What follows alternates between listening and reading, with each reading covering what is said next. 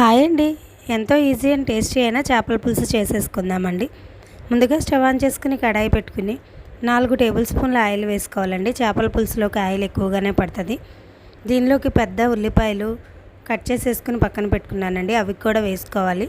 మనకి ఉల్లిపాయ అనేది బాగా ఫ్రై అవ్వాలండి. దానిలోనే కొంచెం కరివేపాకు కూడా వేసేసుకుని ఉల్లిపాయలు ఫ్రై చేసుకుంటున్నాను. 4 పచ్చిమిర్చి ఘాట్లు పెట్టుకుని వేసుకున్నానండి. కొంచెం పసుపు కూడా వేసుకోవాలి. కడిగేసి పక్కన పెట్టుకుని ఉంచుకున్న చేపలను కూడా వేసుకుని రుచికి సరిపడా ఉప్పు వేసేసుకున్నాను.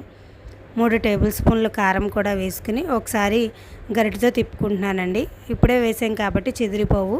గరిటెతో తిప్పుకొని ఒక 5 నిమిషాలు ఉడికిన తర్వాత దానిలోకి పెద్ద నిమ్మకాయ సైజ్ అంతా చింతపండు గుజ్జుని తీసుకుని ఆ గుజ్జు కూడా వేసేసుకున్నానండి.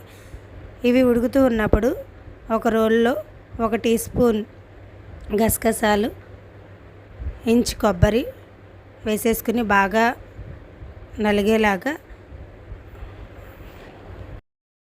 మెత్తగా నూరేసుకోవాలి. దానిలో ఇంచు అల్లం, 5-6 వెల్లుల్లి రెబ్బలు వేసుకుని అవి కూడా నూరేసేసుకొని ఈ చేపల పులుసులోకి వేసుకోవాలి. ఎంతో టేస్టీ అయిన చేపల పులుసు రెడీ. నచ్చితే లైక్ చేయండి.